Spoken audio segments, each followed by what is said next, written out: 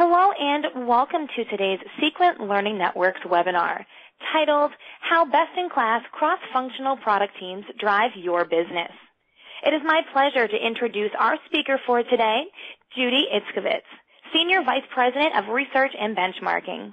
Welcome, Judy. The floor is all yours. Thank you, and thank you very much for attending this webinar. I'll introduce myself just a little bit more. I've been in product management since 1984, probably since before some of you were born, which is really an interesting thing. I started in this function after I moved over from engineering, and when I moved into product management, I have to say I thought this is perfect, this is it, this is what I want to do forever, and I've been there ever since. So that's sometimes a question that people have, so I wanted to answer that one straight off. Product management can be a career. I have 21 years of corporate experience. I was on the faculty at Rutgers Business School teaching marketing, new product planning, global marketing, and I've been working with Sequent Learning Networks for the past 10 years, and I'm very happy to be here today.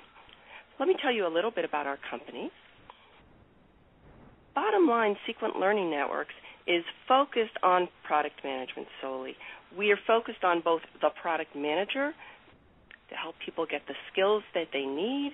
We also work with the organization. We also work with management to make sure that the organization is set up so that product managers can succeed. Overall, if the revenue and the profitability increase, if they're strong, then that's a great sign. That's what we focus on. We focus on helping product managers to have an environment that they can work in and increase the revenue and the profitability of the products and the product lines that they manage. That's our mission. The founder of Sequent Learning Networks, Haines, has written a number of books that you may be very familiar with. The Product Manager's Desk Reference is it's a big book, and it talks about everything a product manager needs to know to manage products throughout the entire life cycle. If you manage product managers, you may be interested in the second book called Managing Product Management. And this spring, we're all excited about a new book called The Product Manager's Survival Guide. And what the Survival Guide talks about the first 100 days on the job, who you need to meet, what you need to do, what you need to learn so you can get up and running fast. One of the issues that we're going to be talking about with product managers is that we're appointed to run teams. And credibility can be an issue. We're not elected, we're appointed. So this survival guide can help you get into the role and effective very, very quickly and earn the credibility that you need to do your job well.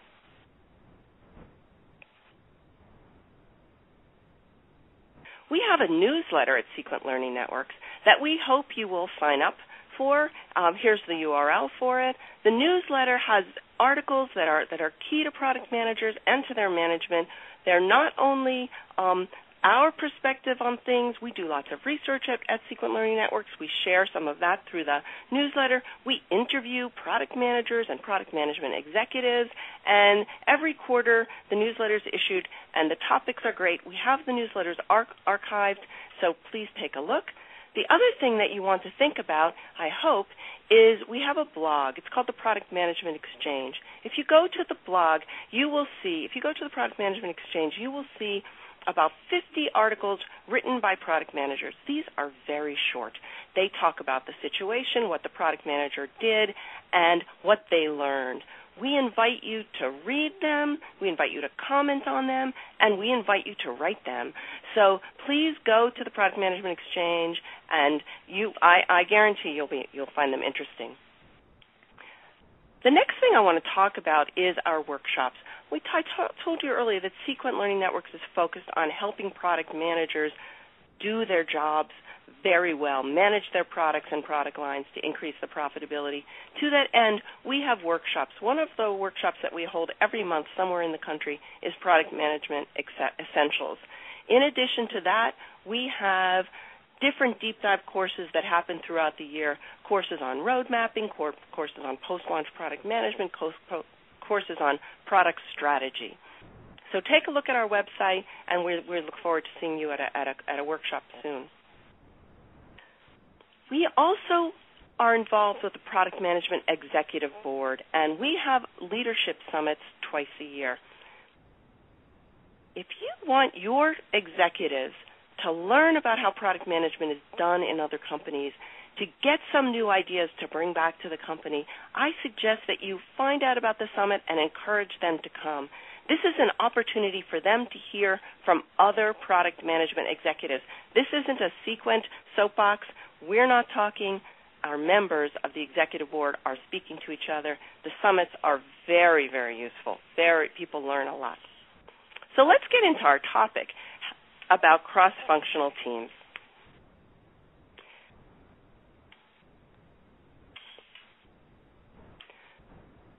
Cross-functional teams run businesses. That's what we're about. We run a product business.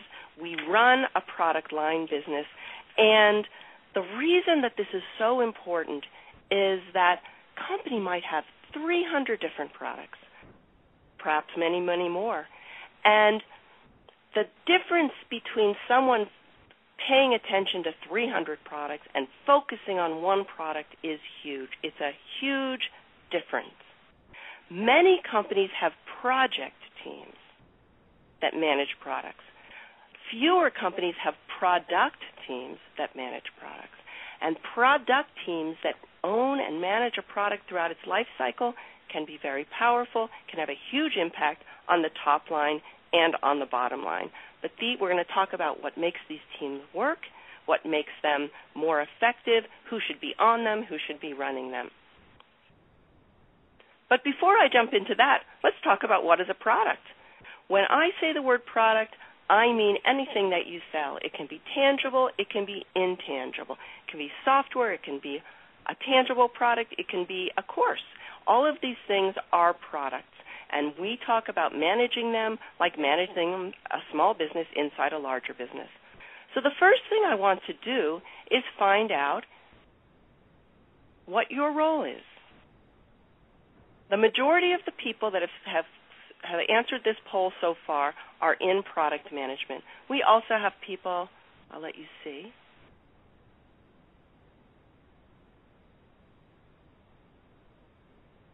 All right. I think most people have voted now. Right. About 80% of the people on the line are product managers, and we also have some project managers and some other functions, marketing people. All right. Okay. Good. Thank you. So, for those of you that aren't product managers, and for those of you that are, let's talk about what a product manager is. First of all, a product manager is appointed. We're not elected. So that brings up the credibility issue, which we'll talk about more. We're a mini business owner. We're the leader of a cross-functional team. We'll talk about that more. And what's our mission? We want to optimize the product's position in the marketplace. And we use the word optimize, not maximize, on purpose. This isn't a typo. Sometimes as a product manager, your job is not to maximize your revenue. Perhaps you're managing a product that's not as profitable and can't be as profitable as another product that the company has. So the company may be trying to maximize the revenue of one product, but you're trying to optimize this business of managing the other product. Maybe you want to make it as profitable as you can be. Maybe you want to keep a small segment of customers very, very happy until you can convince them to transition to a different product. So that's our job. And here's a picture of the life cycle. We talk about the life cycle all the time. You introduce a product, it grows, it gets mature, it declines.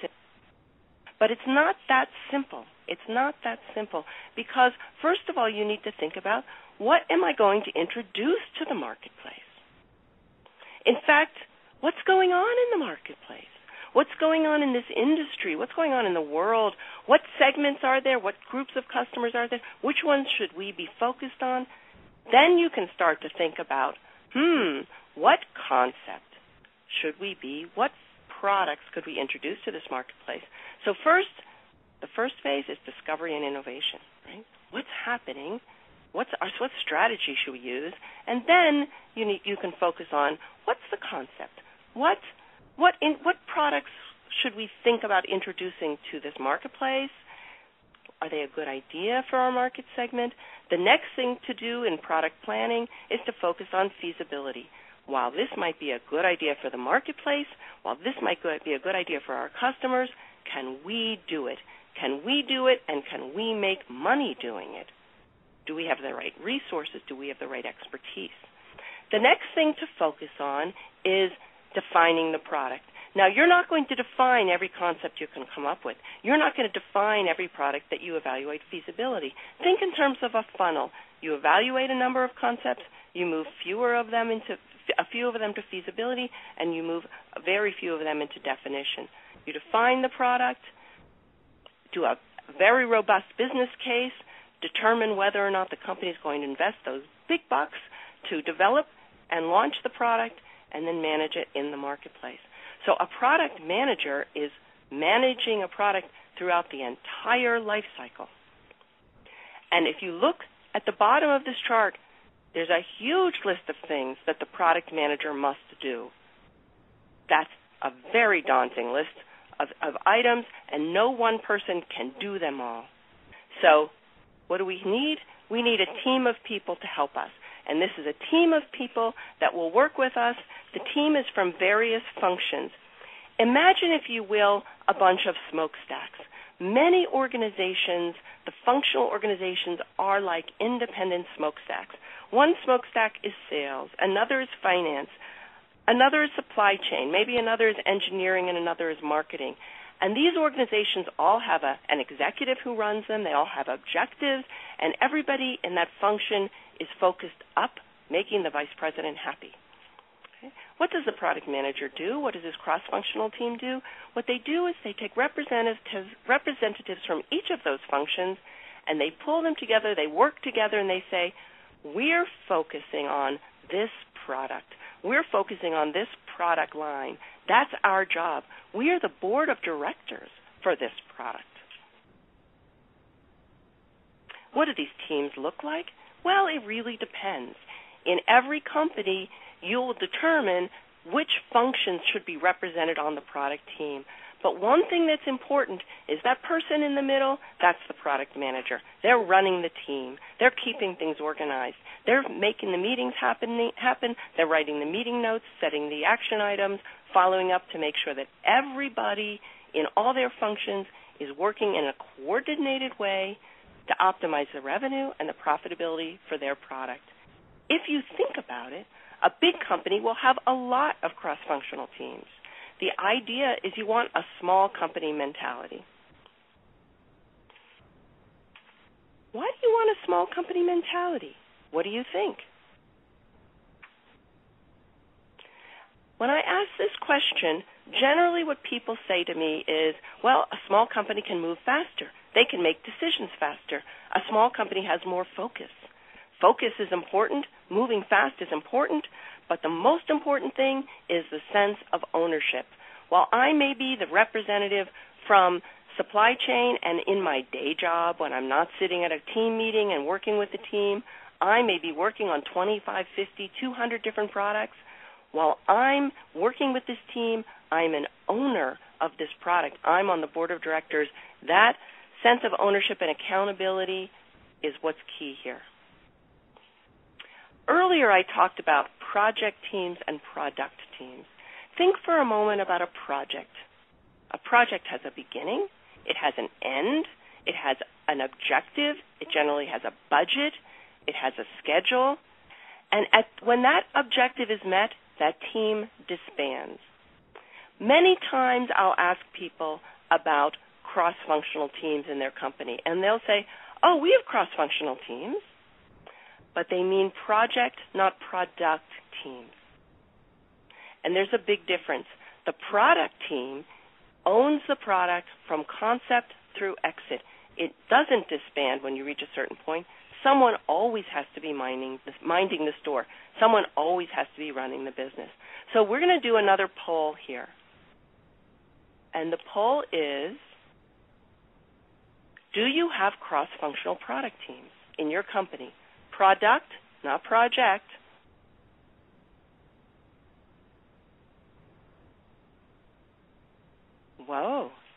Let's see. Okay. I think you can see the results. This is excellent. Excellent. Almost 2/3 of the people responding have product teams, cross-functional product teams. Excellent. Now, we want to move to the next slide, and that is the next poll, and that is, do product managers run the teams? Please vote.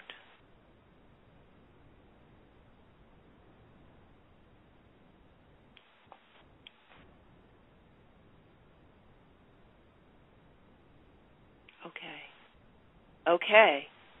So, more companies have product teams than have the product manager run the team. So in some companies, in some of your companies, product managers do not run these teams. Okay, this isn't that big of a surprise because oftentimes project managers run teams. I'll tell you, though, I'm often suspicious. When I hear of a project manager running a team, I really wonder, is it a product team or is it a project team? Important question, right? Okay. So, what about this team? Is it really one team from concept through exit? It depends on the company. Some companies have teams that end at launch and another team takes over the product after it's launched. Some companies have teams in place from concept through exit, all the way throughout the life cycle. We prefer that companies set their teams to last the entire life cycle. That is the preference. Because we talk about that ownership, right? If I know I'm going to be managing the product when it's actually in the marketplace, I may make some different decisions than I would if I'm going to only launch it and then wash my hands and walk away. So from a sense of ownership, it is really terrific if the team is in place throughout the life cycle. Some companies choose not to do this, and sometimes it's for very, very valid reasons. There can be different skill sets required to get a product to market and a different skill set for managing it in the marketplace. There can be different levels of support needed. So, right or wrong, what's important is that there is a product manager and a team managing the product when it is in the marketplace. Think about it, folks. That's when you're making money. You don't want to just let a product go loose once you launch it. This is a very, very important concept. The next thing we want to think about is who runs these teams. Now and then, you've probably all seen these lists of what a product team leader needs to have, all the skills a product team leader needs, and the list is daunting.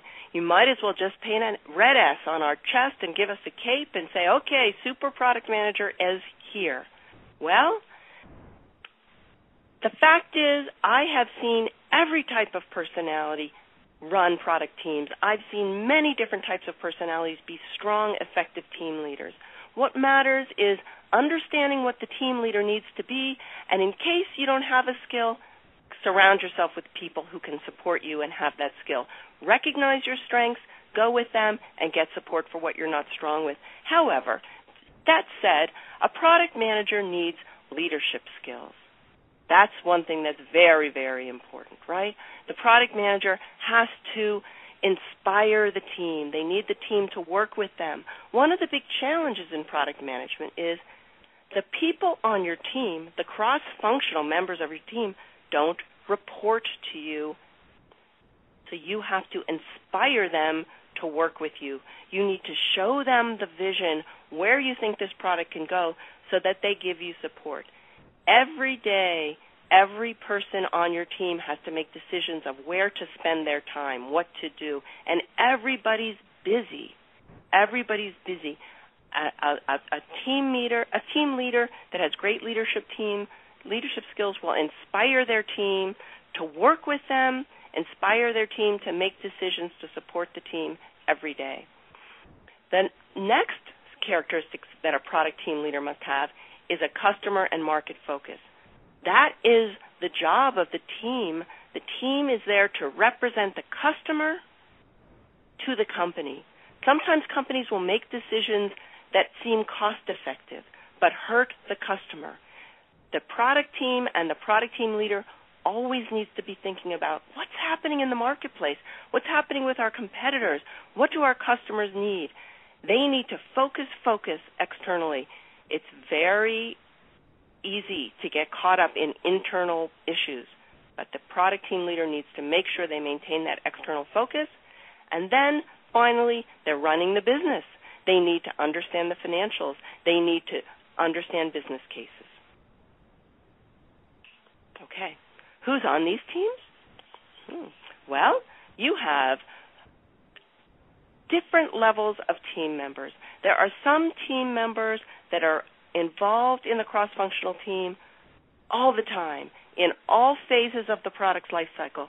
There are other team members that you may be pulling in at various times, perhaps to support a launch. You'll need other functions from your company, other people on your team that you don't work with all the time, day in, day out. Finally, there are some people that aren't even exactly team members, but they advise the team. Let's talk about this a little bit more.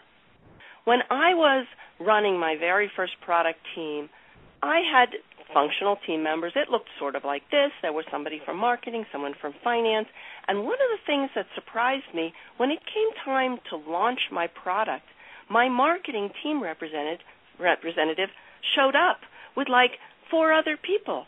I hadn't realized that marketing representative on my team was representing the PR department, marketing communication, advertising, market research.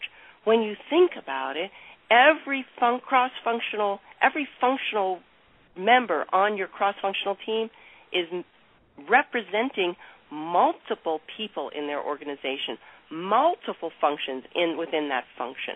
So it's important to remember that you can pull in those people when you need them, and that you need to keep them informed about what's happening with the team, what's happening with the product, to make sure that when you need them, when you can pull them in to the team, they know what's going on, and they can jump in and help you. So let's talk about what the team roles are. Your members of your cross-functional team have 3 major roles. They need to show up at your team meetings with their functional expertise. That's why they're there. They need to be able to explain the function to the team. They represent the function to the team at the team meetings. When you have a question about, can we do this? Can the factory do this? Can salespeople do this? Your team members are the ones who can tell you or find out and bring that information to the team. The next thing that the team members need to do is let go of their functional role just a bit and actively participate in the business of the team. You don't want people sitting there for an hour waiting for you to ask them a functional question. They are on the board of directors for this business. You need them to actively use their brains, use their business experience, learn about the product, learn about the other functions, and help the team make good decisions. The final thing that you need your team members to do is proactively represent the team when they go back to their day job. People who are on your cross-functional team do not spend 40, 50, 60 hours a week with you on your team meetings. They go back. They have other responsibilities in their function. When they go back to their function, they need to tell their management, their peers, what's happening with this product. The product may need the function to do things differently. They may need changes made, and that team member needs to represent the product, explain what the product team is asking for, and lobby for it, but also, if necessary, come back to the product team and say, my function has a problem with this. We can't implement this the way the team wants it to do. we're talking about a lot of people here, right? You might be working very, very closely with a handful, 4 to 8 people, but there can be a whole lot more people involved. And it's very, very important to keep in mind and remember that your relationship with each of these people is not the same. There are certain people on your team who are responsible for doing things. I hope you've heard of the RACI model. If not, it's a very good acronym. It's a useful tool. R stands for responsible. They're the people that are actually going to do the work. There are other people in the organization that are accountable. They may be responsible to make sure the work gets happened, but they don't actually do it. You need to know the difference, right? You need to know if this person you're working with is responsible or accountable. There are some members in the organization that you consult. They're not responsible. They're not accountable for doing something to the team, for the team, but you consult with them and get information from them. There are other people that you simply have to inform. That's all you need to do. You need to let them know what's going on. And if you don't let them know what's going on, you end up in trouble, right? If you don't let the people that are running your website know what's happening with your products, you'll be in trouble. You don't have to consult with them. They may not tell you what to do. They may not advise you. But if you don't let them know what's going on, you'll be sorry later. So you need to recognize which people have which roles so you can act appropriately. Does this sound easy? Well, sometimes you think it's easy. Sometimes you think it's going to be easy, and then you hit a brick wall. What's going on? Sometimes what you hit is a cultural issue with your company, a behavioral issue that's very, very common in your company. In some companies, for example, it's not acceptable to ever say no. Everyone says yes to everything all the time. That's how everybody knows you're a team player. Well, there's a problem with this. If everybody says yes all the time, all these things can't really happen. All these things can't really get done. Some companies have a culture where people don't confront each other. No one says, I don't think that's a good idea. People are very, very polite, and everyone smiles and nods. This also can be another problem. Okay, let's talk about this model. There's a very interesting book called The 5 Dysfunctions of a Team by Patrick Lencioni, and he describes a model with teams, this triangle on the left, which can be very, very useful. He says if you find that your team members are not paying attention to the results, if they're not paying attention to the results of the team, if they don't have ownership, he said, look, that may be the tip of the iceberg. Perhaps, let's go down to the bottom level of this triangle, perhaps there's a trust issue in your company. Perhaps people sitting at your team meeting are not saying what they think. Maybe they're saying what they think will be politically correct.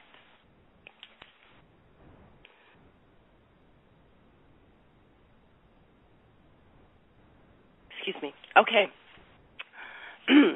If people are afraid to say something in a team meeting because they're worried about politics, they might not say the truth because they're afraid they'll get attacked. What if, for example, I'm a member of your team and I don't know how to do what I'm supposed to do? I don't know how to do it.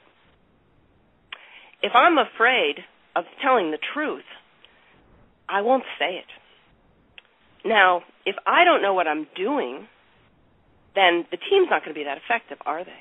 Because the team isn't going to get things done because I'm going to be slowing things down.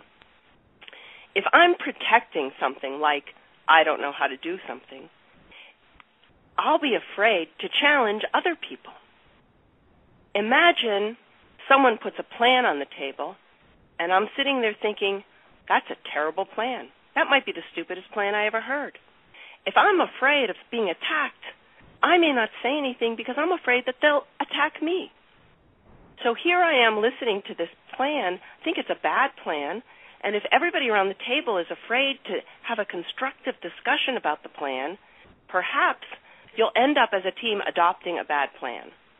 Well, am I going to commit to a bad plan? Probably not. Now you have a group of people who aren't really committed. If I'm not committed to the plan, am I going to sign up to help deliver the plan? Not really. Am I going to be paying attention to the results? I don't really expect much from it, so I'm not going to pay a lot of attention to the results. So you can end up with this problem that with people not paying attention to the results, and that's the tip of the iceberg. Okay. Other issues that you can have with a team? Well, I already talked about someone not having the right skill set. Sometimes teams don't feel empowered to achieve the results. Why don't they feel empowered? It can be a lot of things. They can be getting certain messages from their management. They can be getting messages from their teammates. But if people don't feel empowered to go after and make a change, the team won't be effective. Finally, another thing that will really, really hurt a team is if people are unclear about what is this team about? Why am I on this team? What am I supposed to be doing with this team? These are lots of things that the team leader needs to be watching for. They need to set the tone and the culture of their team. How are we going to speak to each other? How are we going to work together? And yes, this is a safe environment. Please say what's really on your mind. We have to speak to each other politely, but constructive conflict can be a very, very good thing.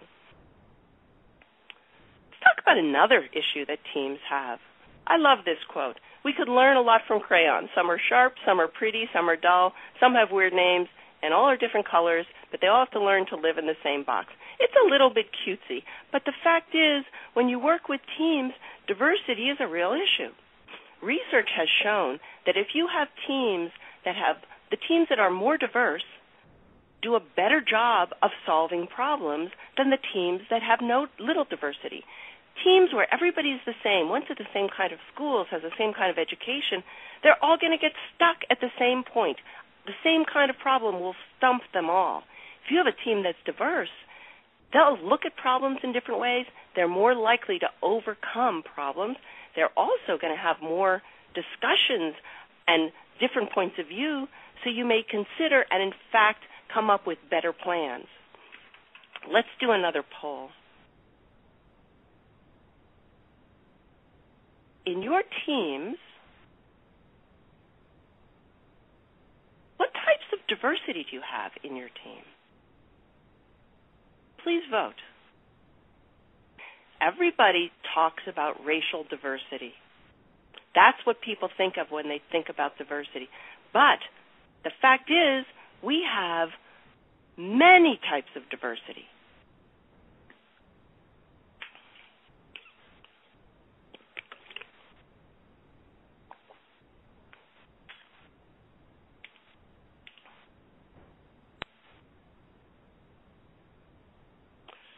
I'm hoping you're checking all the ones that apply.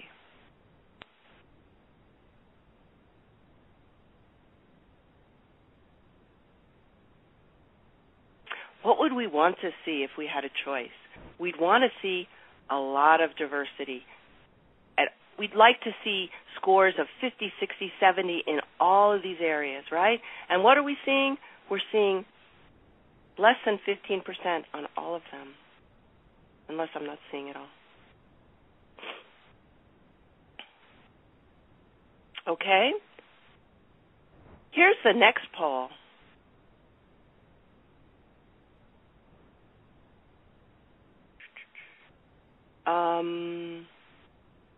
Okay, Teresa, I need help. Absolutely. I will push our next poll live. All right. Great. And as these answers come in, I will moderate our results as they are coming in right now. It looks about 62% of our viewers are saying yes, while about 38% are saying no. So a 60-40 split.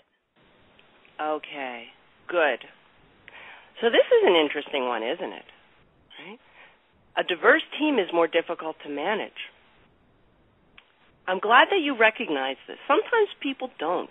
What makes it so difficult? Well, everyone doesn't have the same experience. They don't see things the same way. it may take longer to make decisions.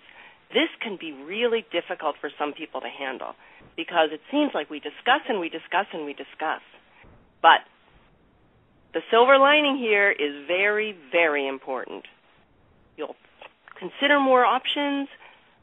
The team will make better decisions. And the most important thing here is if you hit a stumbling block, somebody on your team will have an idea of how to get over that stumbling block.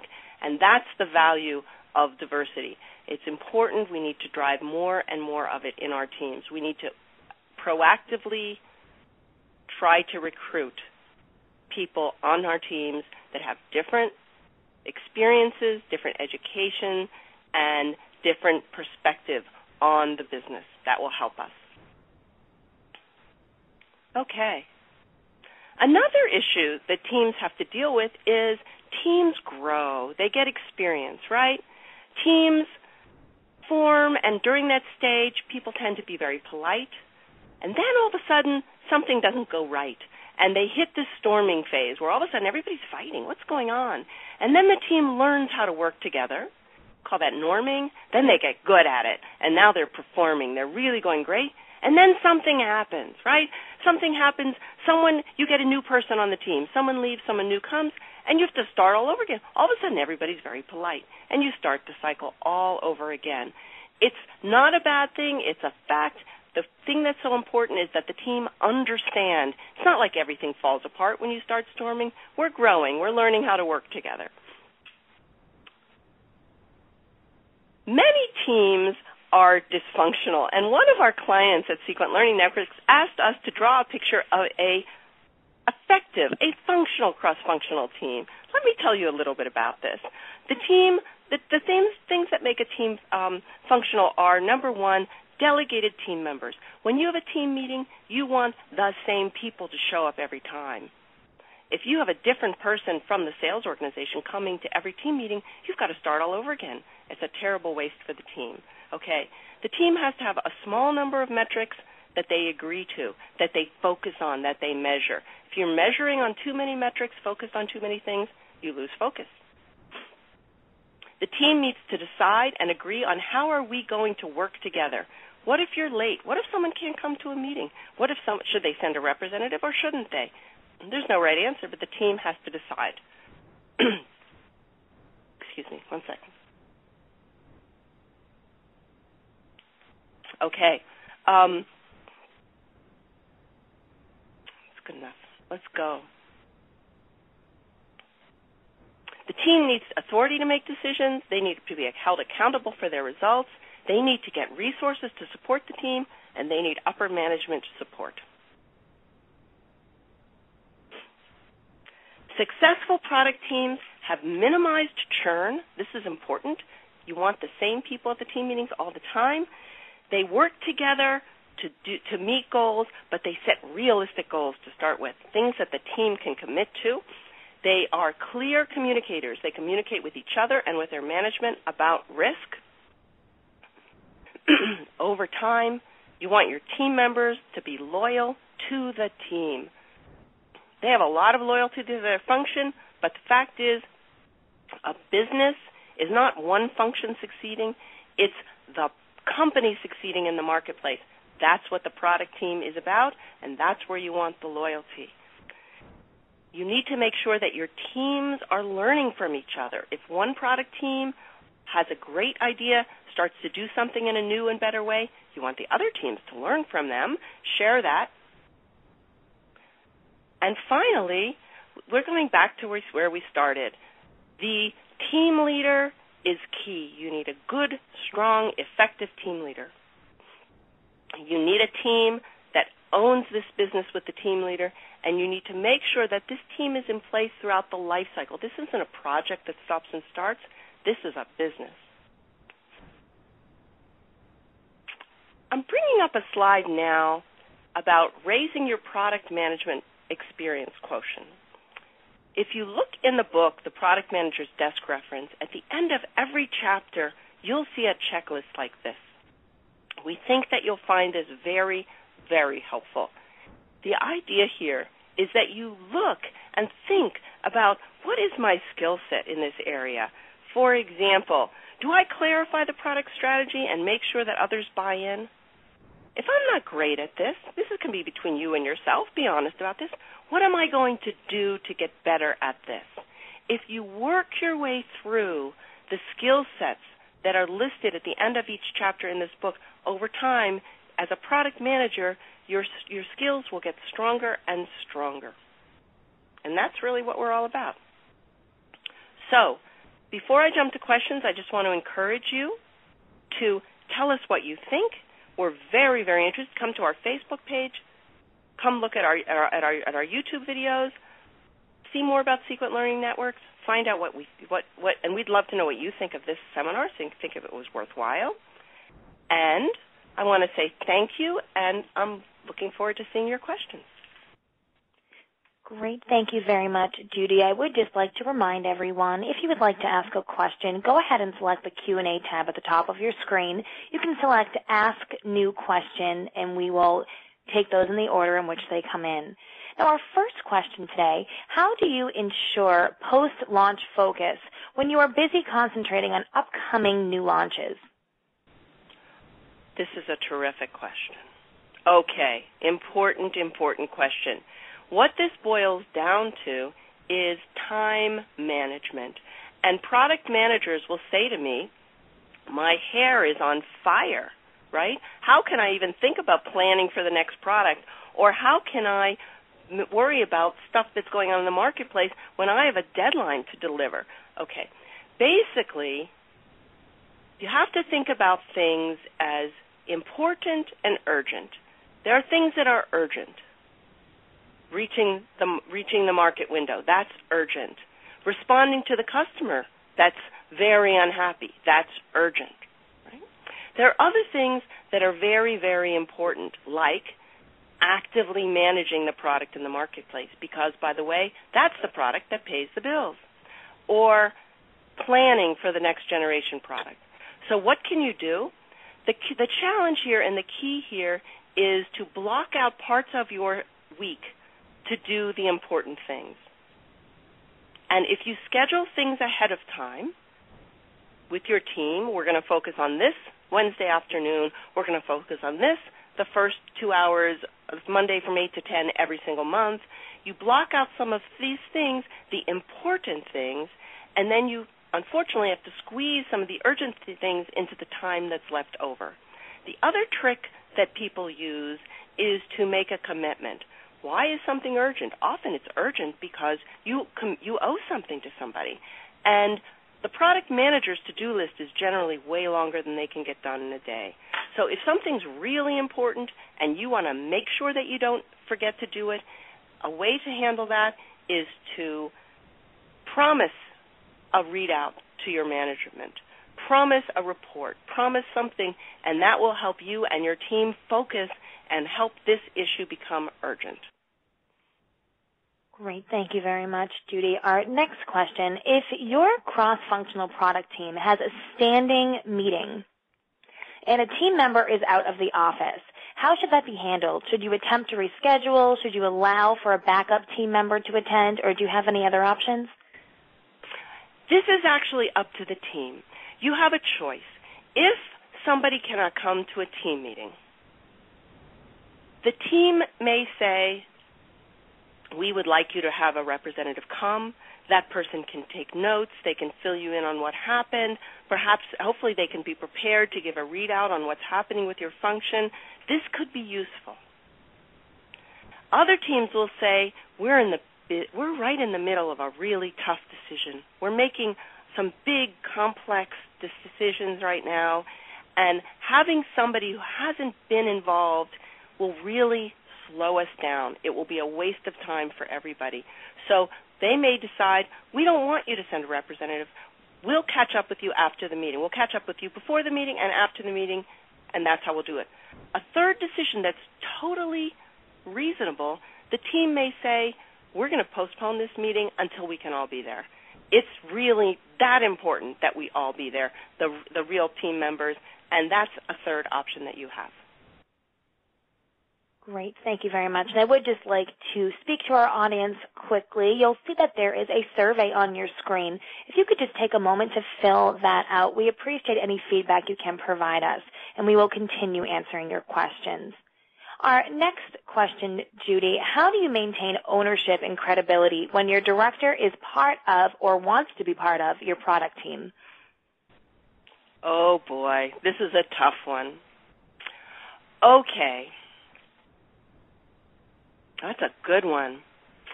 One of the things that happens with cross-functional teams is that there are often varying levels of people at the team meeting.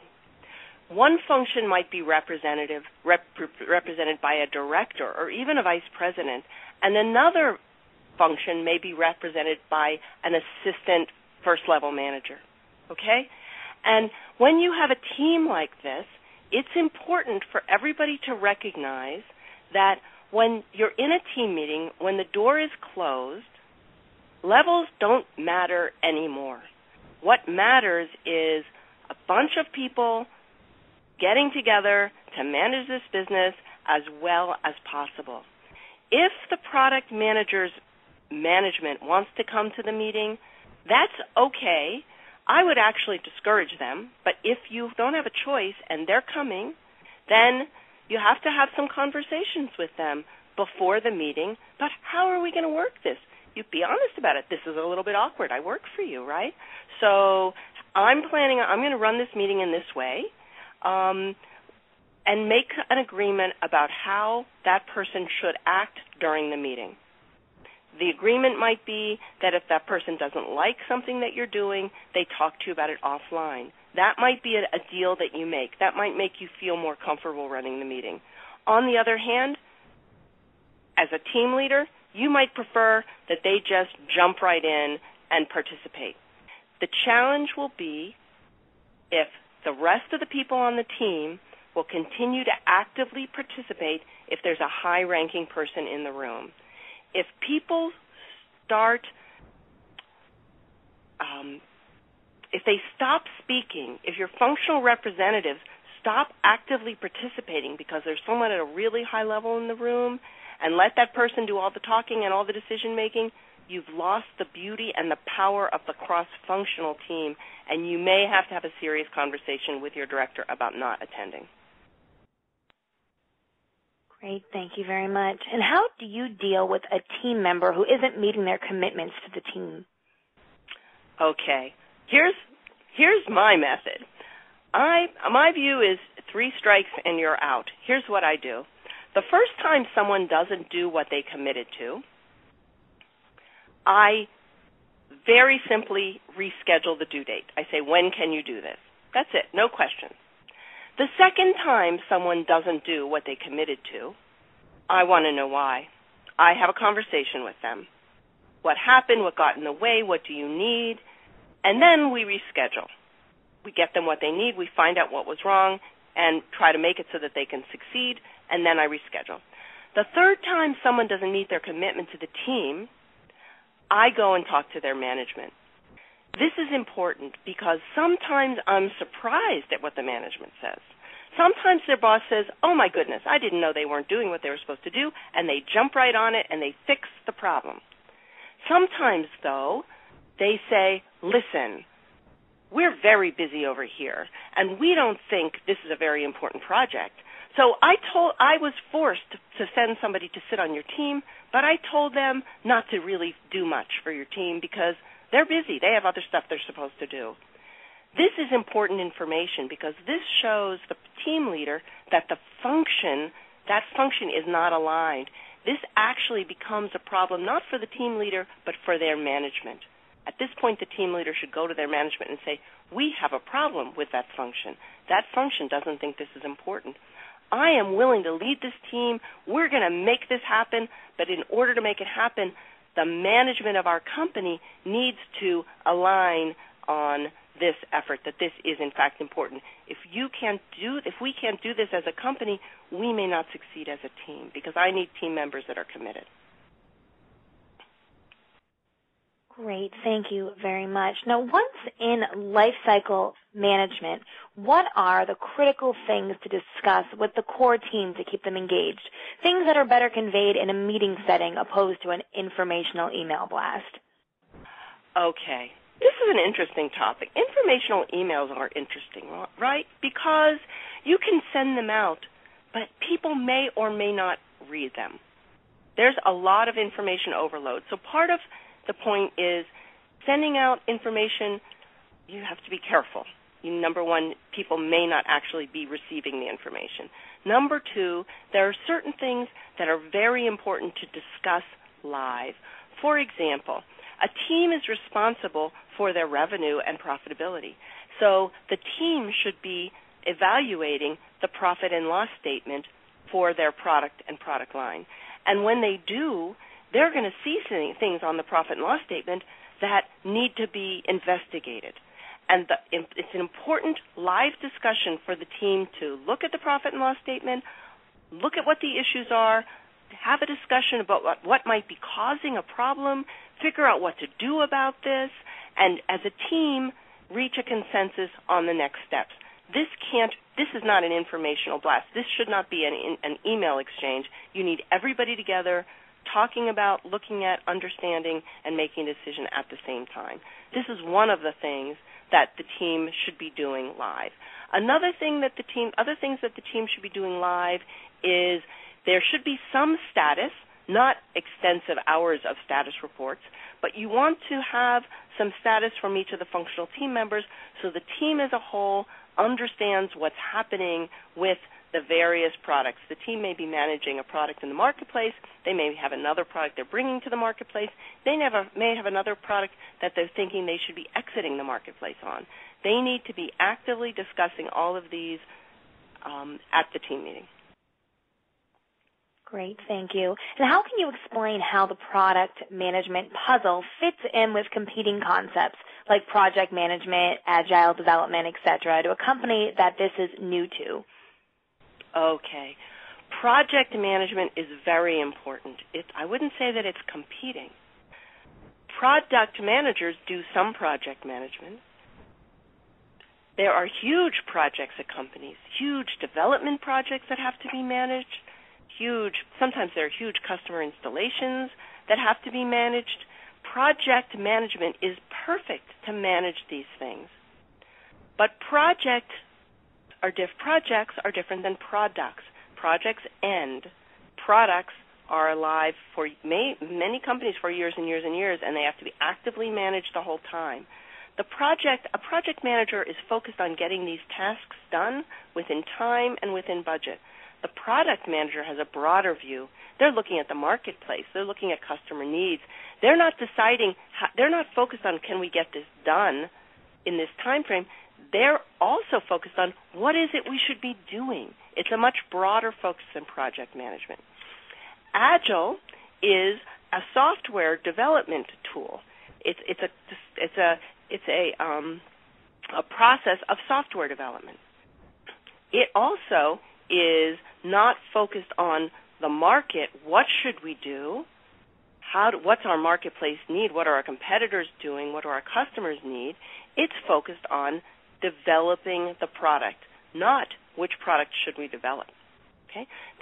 Product management works well with development, whether it's an agile software development, whether it's run by a project manager. Part of product management is working closely with development. Great, thank you. Any best practices that you can share for virtual cross-functional teams that may not be co-located? That's a very good question.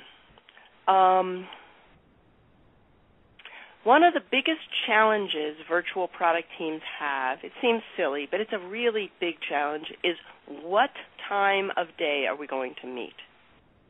Because you need to find a time of day that's respectful for people. If every time my team meets, it's 3 o'clock in the morning for me, that makes it very, very difficult.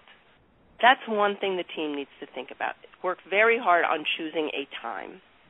Another thing that the team needs to work on very, very carefully is how are we going to communicate with each other? Are we going to see each other during these meetings? Is it just going to be audio? Does everyone in the team speak English as their first language? Do we have to work carefully to make sure that people literally understand each other?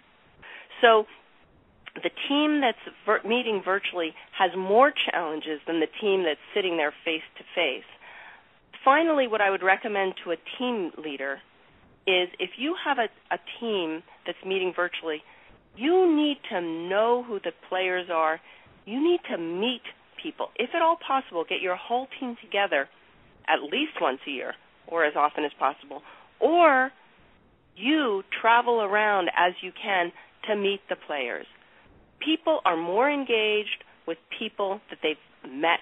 They've shaken your hand. If they've had lunch with you, they'll be more engaged. And engagement is the challenge. When you have a virtual team meeting, you need to work hard on engagement. Just because someone is sitting on the call doesn't mean they don't have a full meeting going on in their office and this team meeting is on mute.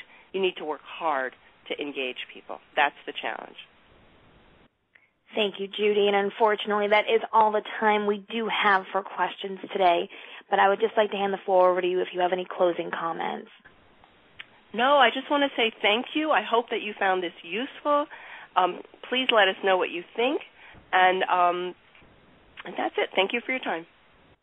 Great. Thank you all very much. And once again, if you could please fill out the survey you now see on your screen. We appreciate any feedback you can provide us. And on behalf of Secret Learning Networks, I would just like to thank you all for joining us. And thank you, Judy, for a wonderful presentation. Again, thank you all very much. We hope you have a great afternoon. This does conclude today's session. You may now disconnect. We look forward to seeing you next time.